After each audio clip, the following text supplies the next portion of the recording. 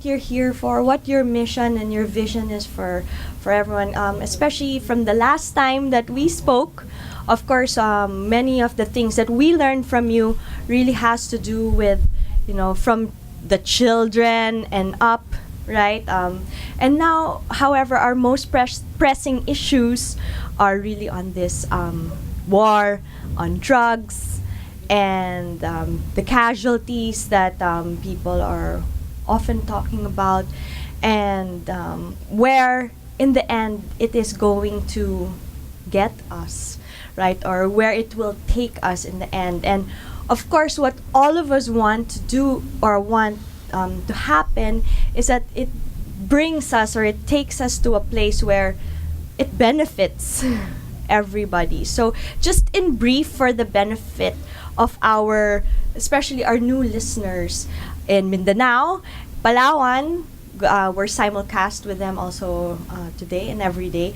Maybe you can explain, sir, what exactly are the goals of the Commission on Human Rights? Well, thanks, Pia. The Commission on Human Rights is a constitutional office, meaning it was created by the 1987 Constitution, and it performs essentially the mandate of promoting, protecting, and fulfilling human rights. And it does so as what's called watchdog institution, because actually human rights is something that everyone should be concerned about. Every citizen must be respectful of human rights, and of course the government must mobilize all of its resources for the protection and promotion of human rights. So the role of the Commission on Human Rights is to remind the public through its promotional activities and the government institutions, particularly those that are referred to as duty bearers. When you are a rights holder, I have a right. Mm-hmm. That means you can demand it or ask for it from duty bearers, those who are supposed to respect those rights. Mm-hmm. And so the Commission on Human Rights serves as the watchdog in the sense that it points out when rights are violated and asks the government institutions to respond or to change. So that's what essentially we do, and we do so first. Of course, when you say what are human rights, human rights are what make us human, mm-hmm. in the sense that because each of us, every person is imbued with dignity, mm-hmm. and worth, there are certain, in a sense, behavior that we expect others to relate to us with. And that same set of behaviors, what we should relate to others with. In other words, kung ako ay tao, meron akong dangal at dignidad, mm-hmm. dapat rin meron tayong kakayahan makipagkapwa tao. Ibig sabihin, ang ibang tao rin ay ginagalang rin natin. So, sa batas, may mga institusyon para pangalagaan yan, yung dangal at dignidad. In practical terms, these are, for example, yung nasa Bill of Rights. Mm-hmm. No? The Article 3 of our Constitution outlines what we as citizens expect the state to do in terms of relating to us. So, yung due process. Pag ikaw ay akusado, hindi ibig sabihin wala ka ng dignidad. No? Meron pa ring proseso na dapat daanan kung ikaw man ay akusado. So, dito po pasok yung kasalukuyang issue ng war on drugs at mga namamatay sa war on drugs, dahil meron po tayong provision, Section 1 ng Bill of Rights, no person shall be deprived of life, liberty, or property without due process of law, nor shall any person be denied the equal protection of the law. So, agad-agad nandyan na yan. Yung right to life, right to liberty, right to property, due process, equal protection. In one section, ang dami ng rights. Oo nga. And since 1987, where have we gotten ourselves since then far? Like, of course, I'm sure she's your friend too, like Jean Enriquez, right? We've worked so hard, and especially her, on women's rights, and since it's been a long fight, as one maybe can say, but we've gotten so far. So when it comes to our Commission on Human Rights, where do we see ourselves since 1987? Muti nga pinaalala mo sa akin, Bia, 30 years na nga 30 pala. years At na pala. kahapon, actually, anniversary ng Commission on Human Rights. The first commission was set up May 5 of 1987, and we are the fifth iteration of that commission. So we often refer to ourselves as the fifth commission. And looking back, of course, there are many accomplishments. The Commission on Human Rights developed a very comprehensive human rights education program that has been, in a sense, replicated elsewhere in the region, Southeast Asia, and in the world. We were one of the pioneers there. But, as I mentioned in my anniversary speech, we, of course, should be proud of what we have achieved, but we should also be humbled by what we have yet to accomplish and the challenge of that. So you're only as good as, in a sense, the next moment or challenge. And unfortunately, after the struggle against dictatorship, where there was so much human rights violations, you had a constitution that respects human rights. It established the Commission on Human Rights. After 30 years, we haven't really moved significantly forward in creating environment that really is respectful of human rights, particularly now because it appears that even the public begins to question whether human rights is still valuable or important. And I want to tell your listeners that it is, because human rights is very much connected to the whole concept of dignity. If you believe you have some worth and that you should be treated properly, then the manner by which that occurs is by a recognition of your rights, and ultimately that means a recognition of the rights of others. Right. So, and human rights only works when we accept the principle that it's universal, meaning to say it applies to everyone. No, you, me, rich, poor, man, woman, child, LGBT, etc. If we start to say, I have rights but the others don't, then that's not human rights anymore, because its nature is it's universal, not particular. So in the context again of this issue on war and drugs, people are saying, oh, it's all right to kill because they're criminals. They violated the law and so on. And so when we say they have no rights and only, let's say, law-abiding citizens have rights, then we make that distinction again that particularizes rather than universalizes this principle. And that's when atrocities occur all over the world, when you make that distinction. 70 years ago during World War II, when there were those in power that said, oh, this group of people, called them the Jews, they called them homosexuals, they called them intellectuals, have no rights, then atrocities occur. So it's important to go back to first principles, which is not to say the state will be powerless to, again, protect the right of people to be secure and to be safe. No, the state has that duty. That's why we have criminal law. That's why we have law enforcement.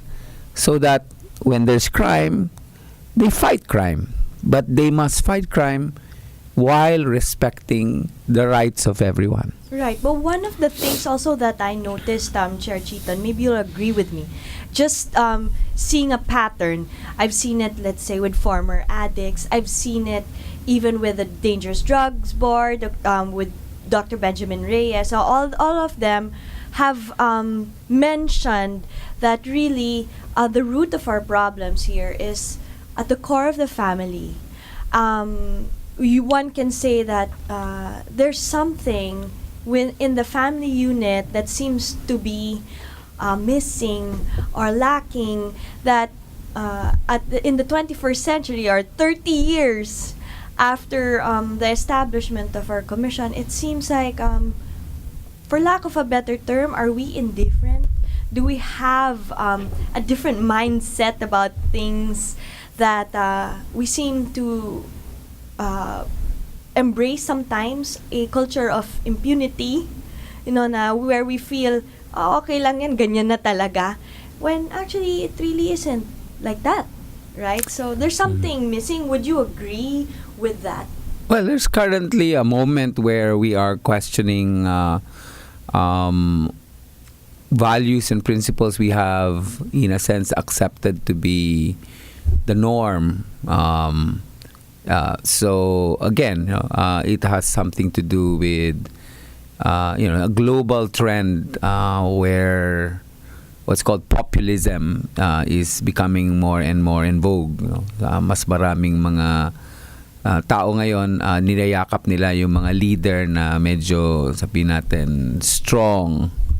At hindi naman masama po yun. Ang ano lang is, when these strong leaders begin to, because of their actions or their words, etc., begin to undermine that which unite us and bring us together as humanity. That's when we need to, in a sense, push back. We say, yes, we want a good leader, we want a strong leader, we want someone who delivers, but we must do so, deliver good governance, deliver decisive leadership, but in a way that is still respectful of the rule of law, that is still respectful of people, that allows for what we call redemption, meaning to say, those of us who are faith-based, while we have all fallen short of the standard, or what some would say the glory and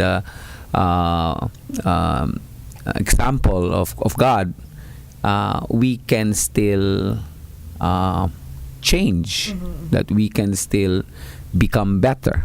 So again, applying that to the whole issue of the war on drugs, Pia, we have to face the facts that there's a growing number of people that are being killed. Of course, the argument that's being said is they're traffickers or they're users, and then therefore they're beyond redemption.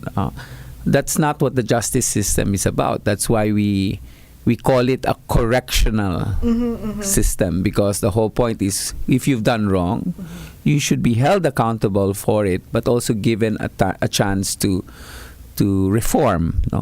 And that's why we have our jail system. We have penalties that are not forever. At a certain point, you will be released back into society. On the drug issue, I think it's important. That's what's happening now. There's this conference yesterday up to today, initiated by FLAG together with other groups.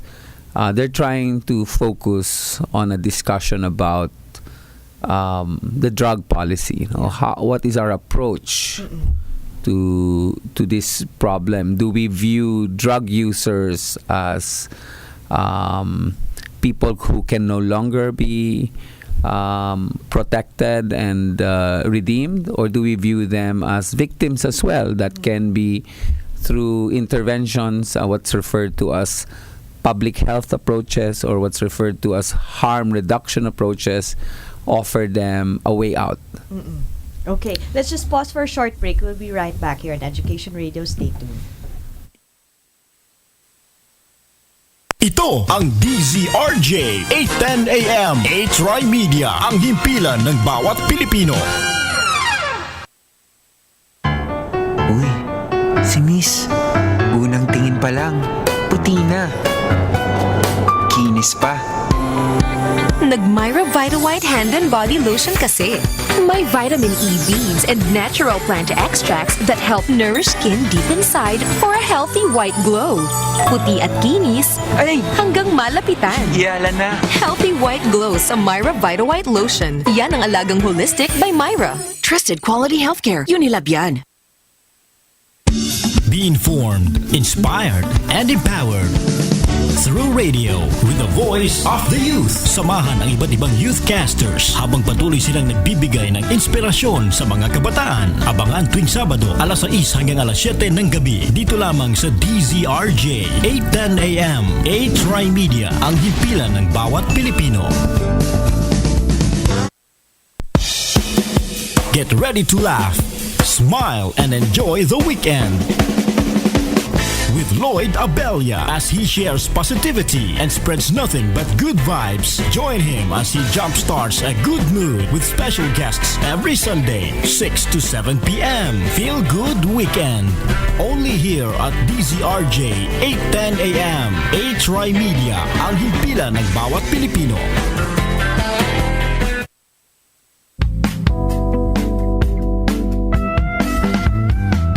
This program is brought to you by A-Try Media Pro Incorporated. Education Radio, where we do anything and everything about Philippine radio with our host, Miss Pia Morato.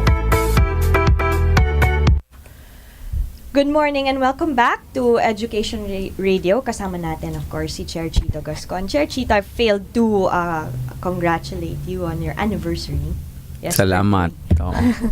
Happy anniversary. At sana, ang ating Commission on Human Rights, magiging mas successful pa dito sa ating bansa. Kasi sabi mo nga, it's for everybody. It's pangkalahatan, no? Sa dignidad pa ng tao. So, importante talaga yan. And given that, you, again, Dr. Benjamin Reyes, good morning, of the Dangerous Drugs Board. We've even had Vice Mayor Joy Belmonte. My friends at the DILG, like Asik Epi, Dancing, all of you say the same thing. Like, really, in the end, the goal is to help former drug addicts transform their lives and really make a change. So it seems to me that you all have one agenda. That's what you're all moving towards to. Am I right to think that way as well? Well, that's a good thing that even if kami sa Commission on Human Rights, sila sa Department of Interior and Local Government, may parehong pananaw na ultimately dapat baguhin yung ating pagtingin sa issue ng drugs at paano haharapin ito bilang problema. Yung first step is to acknowledge that it can't just be a law and order, strong arm approach. There's part of that, when people commit crime, when they cause harm on others, then you need to, of course, hold them to account. Yeah. But holding them to account means bringing them through the justice system, arresting them, charging them, presenting them to court, and ultimately sending them to jail if they deserve to go to jail. It's not the killings that's happening, the numbers that's growing. And I want to get to that. What about that's those right. Numbers? But so if it's not just that approach, there has to be other approaches. Yun kaya nga sabing public health or harm reduction approaches. It was a little bit controversial. The Vice President was being attacked about it in this whole so-called decriminalization issue. But actually, that's part of what we should begin to talk about. Because, Portugal, the Netherlands, Norway, their prisons are now empty because they changed their policy on drugs. Over 60% of the congestion in our jails are as a result of what are called drug-related cases, mostly what's called possession. Okay. I understand it's politics. There's this relentless attack that's happening on the Vice President, but she's posited that big issue. How do we view users? Are they all bad people?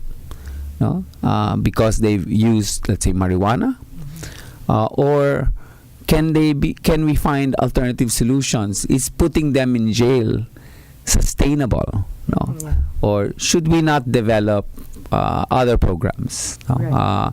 And even in the U.S. today, there's already a lot of discussion about that same thing. We're not talking about hard drugs. We're talking about, let's say, marijuana. In many states, they're beginning to legalize it. Right. No. Because of medical marijuana? That was the first stage, medical marijuana, and there are now actually studies. They extract oil that use it as an alternative for pain reduction and so on. So certainly there's a lot of potential in discussing it in that context, but they're even moving further. No. I'm not saying the Philippines is ready, but the point is we should begin to discuss a solution to the problem that's sustainable and that will not involve increasing the number of people that's killed in our streets. So you wanted to ask about The numbers. numbers, No, up to, and I said this at the forum yesterday, up to about January of this year, there was more or less a consensus between the media, the reports on the numbers, and police. They were settling at that time at around 7,000 deaths that have thus far occurred in the course of the war on drugs. Since that time, there's been less consensus, and the government has, the police, the DILG, etc., have doubled back on that number. I guess they themselves have become concerned that the pace and scale is really large, and so I think earlier this week they came out with event, a conference called Real Numbers. And based on, I wasn't invited, I wasn't able to go, but of course we were very interested in the results of that event. They said that there are about 9,000 plus homicides, but not all of them are what they call drug related, still under investigation. That's where we are. So the numbers of deaths, no one can question, are rising. It's just that there is a difference of perspective about whether this should be categorized as drug related or not. And so there was an acceptance that there's over 2,500 that have been killed by the police in the course of their law enforcement operations. And of course, ang argument nila is nanlaban, so it was justified. And then the rest are homicides, vigilante groups, maybe gang related, etc. And again, they're saying maybe not all of it is drug related, no, because we do have a high homicide rate. So that's why I said maybe the best way to do this is let's sit down, let's look at the numbers and begin to assess. And in fact, that maybe it's best to invite the experts. So the UN Special Rapporteur is here now on an academic visit. Why not the government invite her if it's not hiding anything to do her job? So the fact that she's here now should be enough of reassurance to everyone that she's not someone that we should be afraid of. And so I hope that her visit will then encourage the government to re-invite her after they decided to disinvite her. But there was somewhat, maybe you can say there was also government participation, like in the forum yesterday, where at most, from what I read, like the Dangerous Drugs Board, they were able to hopefully give Dr. Agnes a different perspective. Do you think that there are more clarifications that have been achieved from both sides, like learning, since we're always talking about learning here in Education Radio? Do you think that maybe Dr. Agnes also was able to pick up and learn from this current situation on the war on drugs? Certainly.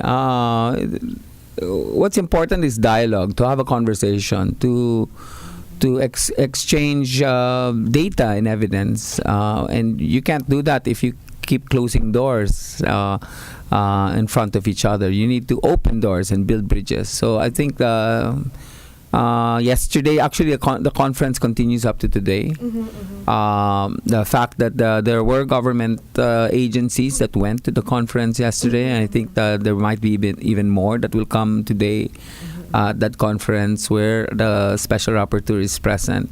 we might begin that dialogue. But ultimately, it needs cooperation too. In other words, if she's invited to do her official mission, and she will make requests on the government to provide data, then we should do so. No? Okay, because what we're looking for, right, if I'm not mistaken, like, our goal is to have a drug campaign, which is balanced and evidence-based. Is that right?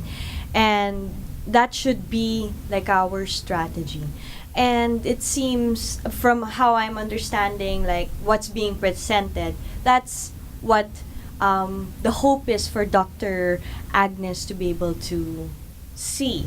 And you're saying that that's why we're having this forum. It's exactly because we want this dialogue, so we're able to lay all that on the table. That's If right. That's correct. And also, of course, what's being discussed is that the current approach, the law and order, strong arm approach, alone does not work. There were experts coming from other countries.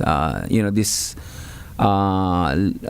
attacks and this increase in killings has been tried elsewhere where there are drug problems, even worse than ours.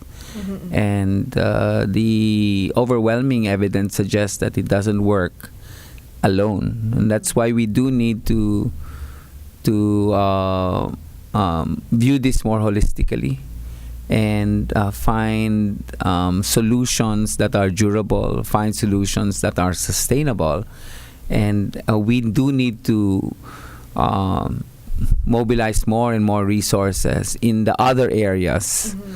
Of providing a solution beyond the police work. Why is it that, from what I read, like, I think that community-based, if I'm not mistaken, Dr. Calamard says that community-based or national, global approaches don't work. What would she mean when she says? I actually she said that community-based Works? approaches work. Okay, so it's the same as what everybody else is also getting into, right? Like, you see the local government cooperating again with the Dangerous Drugs Board, so that within the community, it surpasses government. It's like people are accountable. People in the community are accountable, and that works. Well, of course, it depends on what the programs are. No? And I think what we're saying is, right now the approach with Tokhang is essentially to point out, that's the user, arrest him, put him in jail, or make a list, and then ultimately, many of those who are on the list ultimately find themselves in a gutter, killed. Mm-hmm. That won't work. That won't work. Okay. No, what we need to do is really develop strategies at understanding the problem and essentially saying that the drug problem is a disease. It's a health issue, and therefore, if it's a health issue, you need to cure Yes. the disease, not kill the patient. Right. No, so that needs a change in mindset, and so of course, expanding rehabilitation programs becomes important. Right. But the rehabilitation, that's why it's community based, because Right. it's not sustainable to put everyone in a rehab center. Right. There just won't be enough space, just as what's happening now in our prisons. There's not enough space because 2/3 of those who are in our prisons are from drug cases. We do need to make a distinction between hardened criminals who have caused harm on others and users who are essentially also victims that need help. Right. And then develop different strategies, because and I met a group of advocates there. They call themselves No Box. Mhm. No, I saw that. Yeah, I saw that. and this group basically is saying, it's not one size fits all. You can't say, put them in specific boxes X, Y, Z, etc. You need to deal with the patient as human beings. Therefore, need to deal with the patient where they are, what their needs are. So that's what they mean. No boxes. Deal with the problem on a human rights perspective from the point of view of the victim. Yes. But Chair Chito, did we ever think that we would find ourselves in this situation where suddenly drugs is such a huge issue? It's such a huge problem. If in my opinion, like when we speak about a former addict or someone who became an addict, it was in my mind always so small scale, like, but then suddenly now we're confronted with, you'd be surprised to hear that even a teacher is on drugs, and just the gravity of the situation at this point, it's really a problem. Maybe would you agree with me when I say that we never really thought we'd get to this place, or was it just because we didn't? I was just clueless, or I didn't really know. How do Well, we look at this? in many problem? countries, this country, elsewhere in the region and globally, more and more focus is being made on how big the problem is. Maybe we failed to address it sooner. Maybe we failed to acknowledge that there are many aspects to the situation that needs to be given programs and attention to.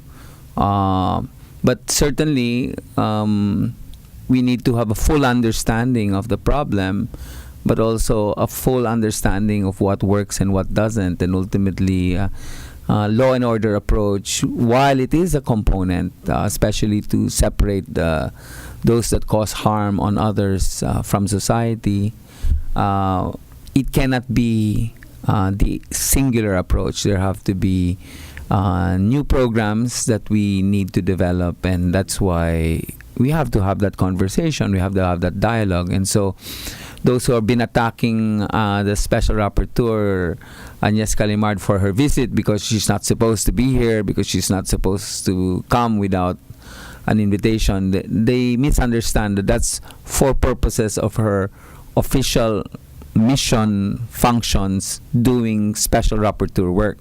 She's here now in an academic context. She's an international expert, and she's here together with other international experts to raise the issues and to hopefully find solutions. So let's try and focus on where we can work together rather than on what divides us. And so even kami sa Commission on Human Rights, we know that sometimes many people misunderstand that the police, for example, are raising issues about why we focus too much on their responsibilities. But that's because that's our duty. And if we begin to understand what each one's role and mandate is, and then find a balance to that, then perhaps we can move forward together. Right. Okay, let's just pause for a short break. We'll be right back here in Education Radio. Stay tuned. Ito ang DZRJ 810 AM H-Rai Media, ang himpilan ng bawat Pilipino.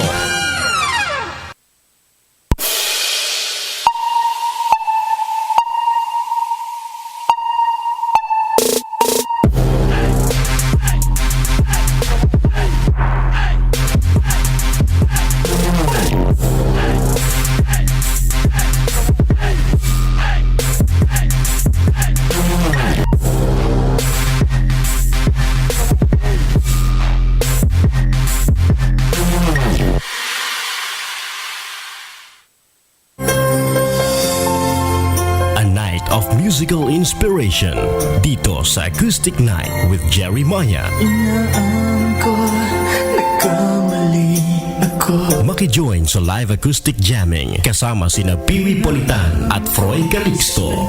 Acoustic Night with Jerry Maya. 1 to sawa hanggang umaga ang kantahan at batian. Tuwing Sabado, simula alas 11 ng gabi.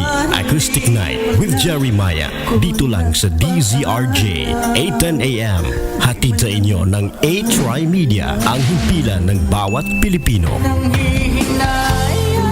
Nanghihinayang ang puso ko. Pag-asenso sa negosyo, pag-aralan at matutunan sa Negosyo ni Carancio. Mga latest updates sa merkado, mga kaalaman sa pagdinegosyo mula sa mga eksperto at maging job openings, alamin. Ihahatid sa inyo ng ating nag-iisang karancho sa negosyo, Miguel Hill, sa Negosyo ni Karancho. And we have our Commission on Human Rights, Chair Chito Gascon. Chair Chito, thank you so much for being on the show today, and happy anniversary again. Yesterday in the forum, of course, we had, apart from you, we had other organizations who participated, like the Coalition Against Death Penalty. Then we had DNA Analysis Laboratory. Why is this like? These are the people who test, right? If you're positive for drugs, or is that it?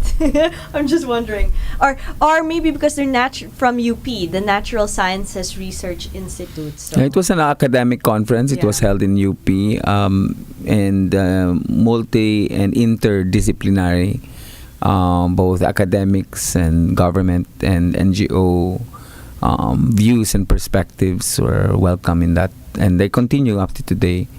And we're grateful for the interest and the media's focus on what's being discussed there, because this will help hopefully push the discussion beyond the numbers. In fact, that's the other thing I think we should highlight. Now, it's not only about numbers; it's also actually about names, faces, and stories. In other words, we need to go beyond the numbers to understand that the victims here are people, and that they are suffering. Right, because we should look at this problem, this on drugs, as a health problem.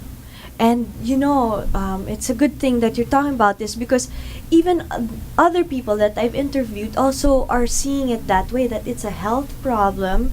We have to focus on this as well, and how we can especially acclimatize them back into society after they've defeated an addiction problem, right? Because that's one of our biggest challenges also. If an addict, whether it be a pusher or a user, who goes to jail and he or she is rehabilitated, what happens to them after? Like, how do they get back into society afterwards? And how do we, the community, help them or welcome them back? I'm sure that this would be part of your purpose. Or going to the UN now, I know a lot of people are headed there. You will be also tonight. I'm flying to Geneva tonight. Two commissioners left earlier this morning. Are these some things that you'll be talking about? It's possible that this will be raised. People might be asking what's happening in the UN in Geneva. What's happening is what's called the Universal Periodic Review. And the Universal Periodic Review, it's called universal because all countries in the world, without exception, go through that process. And it's periodic every 4 years. In the case of the Philippines, umabot ng 5 years, because the last time the Philippines went through Universal Periodic Review was in 2012. And so on Monday, the 8th of May, the Philippine government delegation will sit down at the UN with their counterparts from other UN members in what's called the Human Rights Council, and there will be a constructive dialogue between the Philippine government representatives. I believe the head of the delegation is Senator Cayetano, accompanied by Deputy Executive Secretary Guevara, and I think it's a 20-member delegation. And they will sit down with their counterparts, and then their counterparts, meaning the other states' representatives there, will ask questions, ask clarification about issues, and then make recommendations. Right. Basically saying, would you consider doing this instead of that, and all of that. Because it's in the context of the Human Rights Council process, of course the focus or the peg will be human rights issues. Right. And so the track record of the Philippines on human rights will be on the deck, and we will be on the hot seat, but in constructive dialogue approach. But this is only stage one.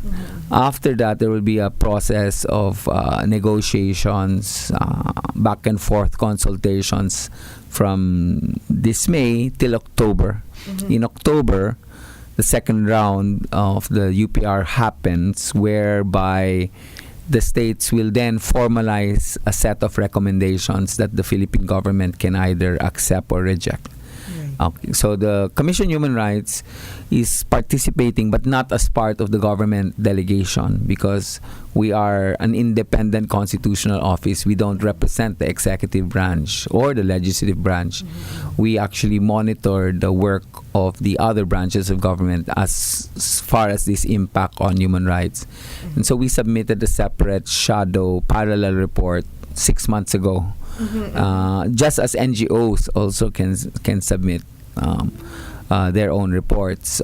So, different women's groups, for example, have raised women's rights issues. Children's advocate groups have raised children's rights issues, persons with disabilities, and so on. So all of that will be tabled. And so what's interesting is, because of what's happening now, there's much more attention being placed on this third round of the Universal Periodic Review than the previous two rounds, which is good. So then it will be a learning process. It will be live streamed actually by the UN itself. So anyone in this country, if they have internet access, can check the website of the UN High Commissioner for Human Rights and see, look for the window where there's a live streaming of the Universal Periodic Review. We in the Commission on Human Rights, as a public service, we will actually be broadcasting that live streaming at our offices, projecting it on a screen, and we'll have a discussion. This will be on Monday also in the afternoon, because there's a time difference. So 8 o'clock there would bring us to about 2 or 3 o'clock here in the afternoon. And so that should be something that we hope the public will give attention to. Are you going to the UN so that you can come up with drug policies that you can all agree with? That would be our government institutions, and as well as the CHR. Like, since it's a dialogue, also you're going to be giving different perspectives on what our current situation is about. Would you say that you will all come home like together with well, I know that Congresswoman Pia Cayetano is there, the DILG is there, so would you see yourselves all coming home basically saying, okay, maybe this might work, this strategy might work, like, since you're all opening up and they're also giving you their own views? That's possible, but I have to clarify, it won't be focusing only on the war on drugs, because it will be a comprehensive human rights review. But certainly, I'm almost certain there will be a lot of issues raised by the different countries present there on this issue of the war on drugs. And because, like you mentioned, we're basically on the hot seat. Yes. So I think what's going to happen is, in the course of that dialogue, hopefully the Philippine government will then present an open heart, an open mind to considering alternative solutions. And when they come home, perhaps then they will submit a report to the President about how next steps and how we move forward. Kami in the Commission on Human Rights, what we are of course concerned about is accountability, meaning to say, if there were violations of human rights previously committed, that the perpetrators should be held to account and brought to justice. But on a policy level, we're also interested in nudging or encouraging the state to consider alternative approaches rather than this law and order strongman approach. In terms of other issues now, would you, like, in the past week, of course, we've had issues on CA comments. I have to also ask this of the CHR. There have been CA comments on On a single former- mothers, yeah. On single mothers. You know, Secretary Tagluwalo has answered and faced this with a lot of dignity. And what would the CHR's response to this issue be? Well, we came up with a position and a statement that the words, even if said jokingly by Senator Soto, has no place in a public forum where we, in a sense, disparage single mothers. In fact, it should be the opposite. We should acknowledge and encourage single mothers because they are carrying a double burden in rearing their children, and we need to be more compassionate and have more humanity. I hope that this will be a learning moment for Senator Soto as we try and build a society that is able to provide a space and a nurturing environment for all people who are hurting. Right. So again, this would be among the issues, I'm sure, as well in the UN, like women's rights, children's Yeah, rights. it won't LGBT. probably focus just on what Senator Soto said. It's course, possible, yes, but it will probably the condition or situation faced by women in general, and of course the disadvantaged and vulnerable sectors in our society, which of course include women who have been denied access to education, health services, and so on. That will probably be raised together with many other issues. Our prison conditions, I'm sure, will be raised as well. Right. Now that is a big issue because, of course, even the DOH, it becomes a health issue also because even the DOH, when we speak to them, they're very concerned about the living and conditions of our inmates. Their health at this point is so hot already. It's summer, right? So of course they're suffering. But what about the rehab centers that are being built? What would your views be on this? Now we have. Well, I'm sure the Philippine government can make that statement and that argument that it is also building more and more rehabilitation centers and raising more resources there. But I have to highlight, Pia, that in the initial period of this double barrel approach and Tokhang, there were hundreds of thousands who've come forward and said, yes, I'm a user, I want to reform. They got themselves listed, they exposed themselves to legal risk. But people have become a little more afraid because many of those who had listed up had in fact then been attacked. No? Really? So I hope the rehabilitation centers will work in the sense that some of those who are now in jail might be transferred to rehabilitation, or those who have been sent back home but have said that they're users and in need of help might also avail of those services. But it has to be community-based really ultimately, because you can't build enough of these centers to address Otherwise, the like a needs. structure only. That's right. You need to have support mechanisms at the community as well. Would you think, Chair Chito, that, at least lately, we've been getting less and less calls on people who have been shot in the street. So do you think that something's working? People are making also realizations. Would you say like the police, maybe they are also improving?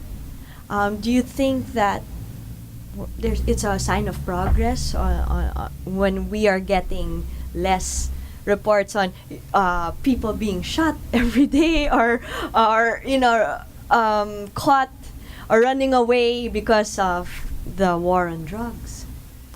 It's too early to say if things are getting better. Maybe one of the reasons why there's less talk about it is because to some it might be old news. If at the beginning of this, 10 people get killed each day, it's news. If 10 people get killed today or tomorrow or the next day, it's old news. And so I hope that that won't be the case, that we stop being concerned, that we continue to shine a torch on these issues and continue to expose the truth. Again, it's not fair to sort of lump the whole police as corrupt or abusive, but we do need to also say that there are clear cases where they have crossed the line, they have violated the established police operations procedures, they violated the use of force standards, what the Special Rapporteur Agnes refers to as the precautionary principle, meaning to say when you as a police officer have the authority to use weapons that can cause harm, you should do so in a way that is responsible, that you take all necessary precautions before you use lethal force. And the reality is there's so many nanlaban cases, and now they're not proceeding any further in terms of understanding totoo bang nanlaban ang mga napatay na ito or sinabi lang na nanlaban at tapos na. So again, we need to have an accounting of everything, and ultimately people who have violated the law should be punished. And speaking of accounting, I read an article that Chief Albayalde, I think, is also working hand in hand with the CHR also. Am I right? Well, he made a statement when we discovered the secret detention facility, which shouldn't be operating. He made a statement thanking and welcoming our effort at discovering this. And of course, this was contradicted by the Director General De La Rosa himself. But then he has backtracked. So we welcome the fact that the police, PNP as a whole, from top to bottom, is now interested in addressing the issue of these secret detention places. They've said there's no other place, but the word we're hearing from the ground is that there are, and so therefore we really do need to conduct an audit of our lockup cells and our police stations to make sure that there are no possibilities of further harm happening when people are under their custody. And then we need to again find better solutions. Of course, the police are expressing frustration that because of the number of arrests, there's not enough space. So that's why local governments need to step in and help. But again, maybe the review of the drug policy, if they're arresting people because they are in possession of small amounts of marijuana, is that something that will be sustainable? Are we going to fill all of our prisons? We're also going to, in a sense, use those police resources for that kind of suppression of crime, where we need to also focus on, let's say, hard crime and violent crime. So we do need to have a conversation about our drug policy, and I think the Portuguese and Dutch approach should be something we should at least take a look at and make a decision. Is this something that's worthwhile for us? So yeah, we welcome what the NCRPO director did in terms of responding to the issue that we raised, but it needs to move further. And the other issue, of course, is the issue of extortion and corruption within our police ranks, because that's the other part of that story. Right. So just to mention other groups that were with you, of course, you had No Box, you mentioned that, Transitions Foundation Incorporated. You even had SPDR, or Samahan ng Mga Pamilya ng mga nasa death row. So very interestingly, they participated also in yesterday's forum as well. Well, last words, Chair Chito from the Commission on Human Rights, especially since it's your 30th anniversary. So last words for all our listeners. Well, una, pasasalamat sa Education Radio at particular sa iyo. Pinagpipitaganang naming anchor na si Pia. Ang dahilan ko bakit ako nandito dahil basta papatawag ako ni Pia, hindi ko siya mahihindian. Salamat At naman. ito nga, nagka-30 taon ng Commission on Human Rights, marami pa rin mga pagsubok. Pipilitin po namin mas ma-improve ang aming serbisyo.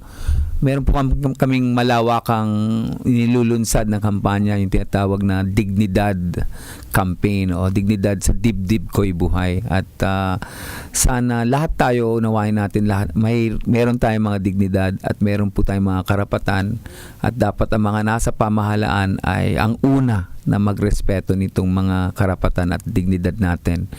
Bigyan natin attention itong usapin sa Lunes sa Geneva ng Universal Periodic Review.